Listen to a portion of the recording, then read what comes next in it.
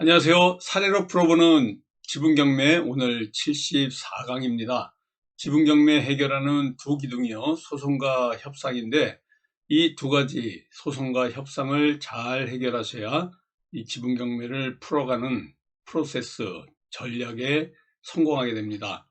오늘 전국적으로 30도 안팎의 한여름 더위가 어제에 이어가지고 오늘까지 아주 더위가 이제 기승을 부리고 있는데요. 오후에는 남부 지방이 소나기도 내린다고 합니다. 이제 본격적으로 초여름 날씨가 지속적으로 다음 주까지 이어질 것 같은데요. 건강에 유의하시고요. 이제 지분경매, 사례로 풀어보는 지분경매가 다음 주 정도 되면은 마감하지 않을까 이렇게 봅니다. 이 사례로 풀어보는 지분경매가 끝나게 되면요. 다시 1페이지부터 다시 한번 리뷰하면서 더 자세한 이 프로세스 전략에 대해서 여러분들하고 같이 공부해 나가도록 하겠습니다. 협상의 이 내기동, 바로 내용증명 보내기, 낙찰받고서 내용증명 보내기 1번으로 여러분 처음 발을 내딛는 첫 번째 프로세스입니다. 그리고 부동산 가압류 및 부당이득금 반환 청구 소송을 한 세트로, 그리고 부동산 처분금지 가처분과 공유물 분할 소송을 한 세트로 해서 이렇게 우리가 프로세스를 해 나가고 있고요. 협상의 5가지 법칙, 시옷, 이응, 지읒, 치읒2, 상급자 법칙, 엄살 부리기, 질문하기, 첫째 안에 예스하지 않게 하고, 침묵 종결법까지 협상에 이렇게 5법칙에 대해서 같이 매일같이 공부해 나가는 이런 지분경매 사례로 풀어보는 지분경매 시간입니다. 오늘은 74강이고요. 먼저 하기 전에 우리 실전반 제자가 이 준비서면, 원고가 이제 제자인데요. 이 부분에 있죠. 우리 공유물 분할 청구 소송을 제기하게 되면 상대가 소장을 우리가 제기하게 되면요. 답변서를 제출합니다. 이 답변서에 대해서 준비서면이 또 우리가 내는 이러한 그 순서입니다. 그 다음부터 이 준비서면을 받고 다시 한번 준비서면이 들어온다 그러면 이게 바로 피고로부터 들어오는 준비서면이고요. 답변서 이후에는 준비서면이라는 서류로 여러분들이 진행해 나가야 됩니다. 여기 보면 피고는 1, 피고 2 해서 피고 2명이 특정되어 있고요. 공유물 분할 소송은 가단이라는 사건 부호를 쓰게 됩니다. 위 사건에 관하여 원고는 다음과 같이 변론을 준비합니다. 피고들의 공유물 분할 청구서의 답변에 관련해서 의견을 개진하고자 합니다. 원고가 원하는 현물 분할 방법에 대해서 자세하게 쓰는데요. 이러한 준비서면은요, 사례로 풀어보는 지분경매, 지금 우리가 보고 있는 이 교재에서 여러분들이 이 내용 안에 136페이지에 있는 내용을 그대로 카피해 가지고요, 우리 이 소송에 맞는 형식으로 해서 약간 수정을 해 가지고 사용을 한 겁니다. 여러분들도 이 소송을 하시다 보면요, 준비서면이라든가 답변서라든가 또 소장을 제출할 수 있는데요.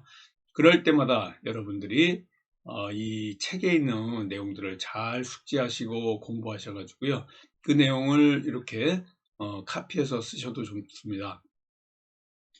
원고가 원하는 현물 분할의 방법, 피고들이 원하는 부분의 지형은 다른 지번에 논과 접해 있어 활용 가치가 현저히 떨어지게 되며 가격이 감소할 염려가 있다 할 것입니다. 피고들이 현물 분할을 하는데요. 이 활용 가치가 현저히 떨어지는, 활용 가치가 없는 땅을 갖다가 이렇게 그 원고는 가져가라 라고 이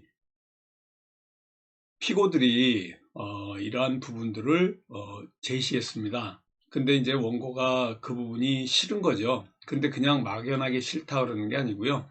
이 판례를 제시하면서 하는 겁니다. 바로 이 92다 30603 판결, 이 부분을 잘 여러분들이 적어서요, 판사님께 내야지만이 여러분들의 의견이 개진이 됩니다.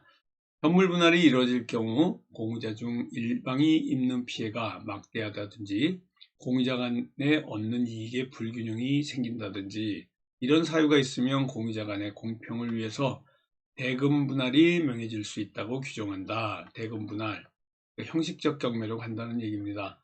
현물 분할을 원하는데 서로 이렇게 이익의 불균형이 생긴다든지 피해가 막대하다든지 공평을 해하게 될 때 대금 분할이 명해질 수 있다는 이러한 판례를 제시했어요. 결국은 현물 분할이 아닌 대금 분할로 좀 원고는 해달라는 이러한 취지의 준비 서면을 작성해서 제출한 겁니다. 피고들이 원고가 원하는 부분의 3분의 1 토지를 분할해 준다면 원고도 현물 분할을 원하지만, 그렇지 않다면 지분권자 모두에게 공평하게 배분될 수 있도록 대금 분할 판결을 명해 주시기 바랍니다 라는 이러한 준비 서면을 제출했습니다. 결론적으로 이상과 같이 피고들이 제시하는 안은 피고들에게만 일방적으로 이익이 편중되는 분할안이므로 원고가 주장하는 분할안을 채택하거나 이것이 어려울 경우 형식적 경매에 의한 대금 분할을 명해 주시기 바랍니다. 이러한 내용이요, 아까 다시 한번 보여드리는데 이 판례입니다. 92-30603 판례를 여러분들이 잘 숙지하셔가지고요, 현물 분할을 원할 때 이렇게 공평의 이익, 상호 간의 공평의 이익이 깨질 때 대금 분할에 의한 이런 형식적 경매를 주장하실 수가 있습니다. 그래서 대금 분할을 명해 주시기 바랍니다 라는 이러한 준비 서면을 적으셨고요. 원고와 피고들은 이 사건 토지의 처분에 관해서 매매하고자 논의를 하였으나 결론을 내지 못했습니다.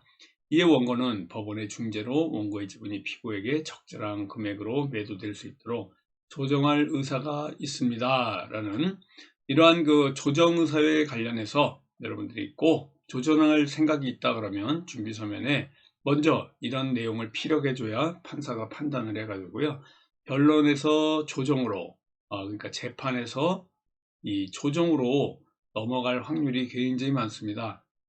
이렇게 조정을 내가 먼저 해달라고 하면 자존심 상하는 거 아닌가, 뭐 이렇게 여러 가지 생각을 하셔가지고요, 이렇게 조정하는 부분에 대해서 상당히 꺼려하고 말을 못 하시는 분들이 있는데요. 내가 조정할 수 있는 어떤 이런 분위기라든가 타임이 됐다 생각하시면요, 준비 서면을 통해서 아니면 변론 기일에 가셔가지고요, 그 자리에서 조정 의사를 밝혀주면 상대에게 어떻게 할 것인가에 대해서 판사가 묻게 됩니다. 그래서 조정할 의사가 있다, 이런 내용을 적어주시고요.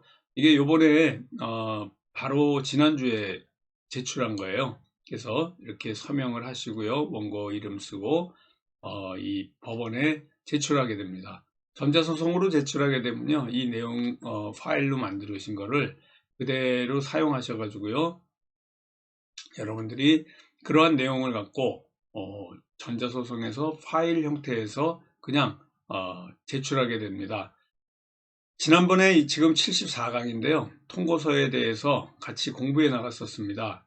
그래서 여기 보시면은요, 위에 잠깐 보시면 통고서라고 이렇게 우리 실전반의 제자가 오히려 경매를 당하게 돼가지고 타공유자가 우리 실전반 제자가 아니고요, 원고가 오히려 이 다른 투자자입니다.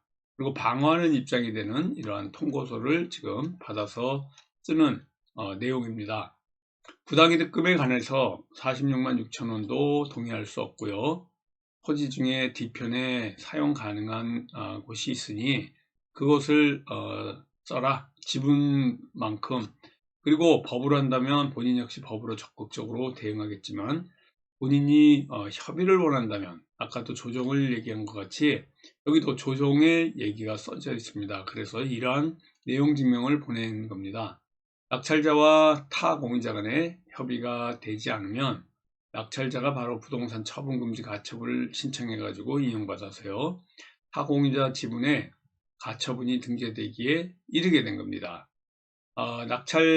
이 타 공유자가 바로 우리 실전반의 투자자고요, 실전반 제자면서 또 이 피고가 되는 거죠. 그러니까 오히려 부동산 이 낙찰자가 원고입니다. 그래서 타공자 지분에 가처분이 등재했다. 원고 지분에 피고 지분에 가처분이 등재되었다. 이런 내용입니다. 타공유자에게 대금 분할을 요구했으나 타공유자가 논의 자체를 거부해 가처분 신청에 이른 것이라 설명하고 있다.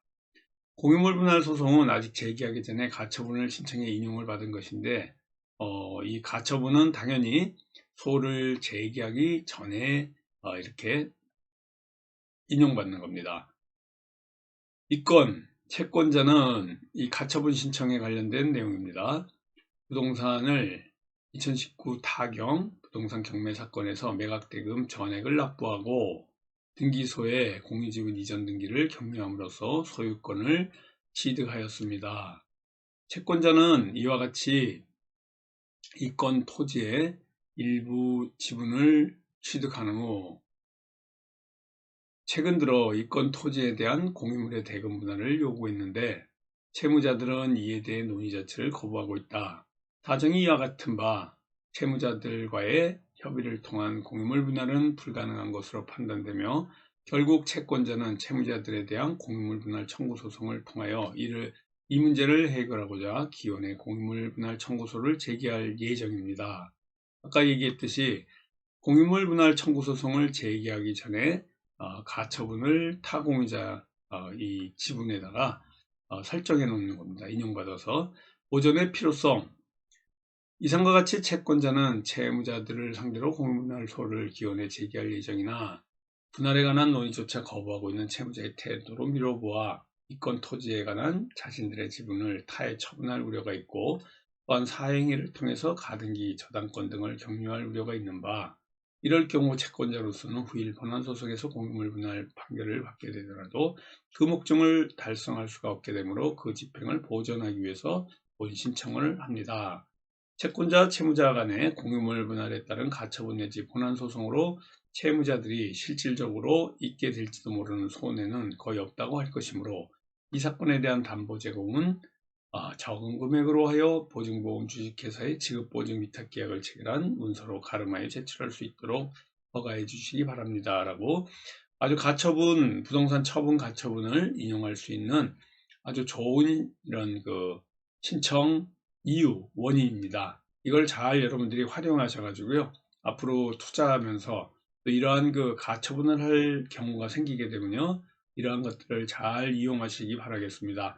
가처분 신청을 하고 나서 결정문 받기 전에요. 결정문이 이제 판결문이죠. 법원으로부터 송달받은 보정서다. 가처분 신청 시에 별지 목록에 반드시 가처분할 대상 지분을 표시해야 됩니다. 아주 중요한 사항이죠. 목적물 가액 산정식에 대해서 설명이 필요한데 이게 대한법률구조공단 소송비용 자동계산에서 산출된 내용 프린트해가지고 신청서에 첨부를 하고요. 이러한 것들을 넣는 값을 제출하다 보니까 보정받지 않는데 필요하지가 않습니다. 실제 그렇게 하면 되는데요. 여기 보시면요. 채권자의 최근 3개월간 법인 등기부등본을 제출해라. 목적물 가액 산정식을 제출해라. 이런 것들이요. 바로 아까 대한법률구조공단의 소송비용 자동계산을 통해 가지고 프린트해서 내게 되면요.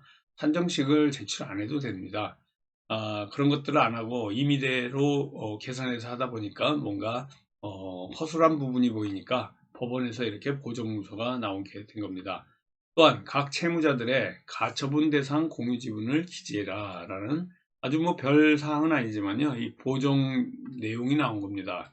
보정이 이제 원고로부터 나온 건데 원고가 조금 이런 내용을 봤을 때는 이러한 공유물 분할 소송 내지는 가처분에 관련해 가지고는요. 조금 이 아마추어적으로 부족한 부분이 있다 이렇게 보여집니다. 법원의 보정명령에 대한 법원에 제출한 보정양식 한번 보세요. 부동산 처분금지 가처분 채권자가 낸 건데요. 채권자의 최근 법인등기부등본을 3개월 내에 법인등기부등본 첨부한다. 목적물가액 관련해서 이런 공식을 사용했다. 땅에 대해서 그리고 각 채무자들의 가처분 대상 공유지분 이렇게 표시해 가지고 또 첨부 서류로서 법인 등기부등본을 제출한 사항입니다. 부동산 처분금지 가처분 결정문인데요. 담보로 공탁 보험증권을 제출하고 결정문을 받아서 가처분 인정을 받았는데 이렇게 채권자 1명, 채무자 2명입니다. 채무자들은 별지 기자의 부동산에 대해 매매, 증여, 전세권, 저당권, 임차권의 설정, 기타 일체의 처분 행위를 해서는 안 된다. 피보전 권리의 내용, 공유물 분할을 원인으로 한 소유권 이전 등기 청구권. 피보전 권리 이렇게 해가지고 뭔가를 이렇게 가처분을 할 건지 관련해서 그 권리에 대해서 써줘야 됩니다. 소유권 이전 등기 청구권에 관련해서 쓴 거고요. 이 사건 부동산 처분금지 가처분 신청은 이유 있으므로 담보로 공탁보증보험 증권을 제출해서 받고 주문과 같이 결정한다는 판사의 이러한 인용서입니다. 타공유자가 낙찰받은 지분 물건에 점유 살고 있지 않을 때 부당이득금이 살고 있을 때 부당이득금이 발생하게 되죠. 이 부당이득금 발생함을 내용 증명을 통해서 통지를 했었습니다. 앞에 이같이 부당이득금이 발생하는 물건은 대부분 것에 점유하고 있는 타고이자나 채무자가 퇴고, 명도할 생각이 없을 때 인도명령을 통해서 신청을 하게 되는 거고요. 이 잔금을 낼 때 인도명령을 신청해서 바로 처리하게 됩니다. 타 공유자나 또 임차인이 점유하고 있는 경우에 인도명령 신청이 가능한 경우에 관해서 공부해 봅니다. 임차인이 대항력 있는 임차인과 후순위 임차인에 대해서 살펴보는데요. 낙찰받은 지분이 2분의 1 미만이거나 이상일 경우에 대해서도 생각해야 되는데 낙찰받은 지분이 2분의 1 미만인 경우에는 인도명령 신청이 안 되고요. 과반수 이상인 경우만 임차인에 대해서 아니면 후순위 임차인에 대해서 이렇게 인도명령 과반수 이상이만 됩니다. 그래서 지금 요 공유물 관련해 가지고는요, 이 인도명령에 관해서 최근에 좀 바뀌었습니다. 판례가. 그래서 부당이득금 반환 청구 소송에서 토지 공유자 가운데 일부가 다른 공유자 상의 없이 공유 토지를 무단으로 독점해서 사용한다. 그럴 때 방해배제 청구권만으로 할 수 없을 뿐 아니라 해당 토지에 대한 인도 청구까지 할 수 없다는 이러한 기존 판례가 바뀌어서 나왔으니까요. 잘 이 내용을 숙지해 가지고 기존에 있는 판례와 관련해 가지고 보시기 바라겠습니다. 다음 주에는 여기 부동산 인도명령 75강으로요. 여기 있는 284페이지에 있는 부동산 인도명령 75강으로 해서 시작하도록 하겠습니다. 그리고 우리 여기 지분 경매에 관련된 밴드 찾고자 하시는 분요. 전체 밴드 검색란에서 지분 경매라고 찾으셔가지고요. 이 지분 경매에 실명으로 들어오시면 됩니다. 여기에 이제 제가 이 지분 경매 소식 같은 걸로 올려놓는데요. 우리 매주 수요일 날 진행하고 있는 이 실전반 관련해 가지고요. 6개월 과정에 관련해서 말씀을 좀 드리겠습니다. 이 지분 경매 실전반 6개월 과정은요. 매주 수요일 날 저녁 7시부터 9시까지 6개월 과정으로 진행합니다. 진도가 있는 게 아니기 때문에요. 수시로 등록이 가능하고요. 여기를 통해 가지고 공부하시게 되면 정말 실전에서 투자할 수 있는 이러한 힘이 생깁니다. 돌아오는 16일 수요일이죠. 16일 수요일 날 7시에도 진행합니다. 수시 등록 가능하니까요. 이 실전반에 공부하고자 하시는 분은 홍봉기 사무총장님 전화번호로 전화하셔가지고 상의하고 등록하시면 됩니다. 교육장소는 서울 서초동 교대역 근처에 수강할 수 있는 우리 학원에서 진행하게 됩니다. 교육비가 오프라인은 400만 원이고요. 온라인 교육비는 200만 원인데 더 깊은 공부를 하고자 하시는 분은요. 플러스 200만 원을 하시면 한 3년 정도의 과정을 계속해서 실전반에서 공부한 내용들을 여러분들이 더 공부하실 수 있는 깊은 공부입니다.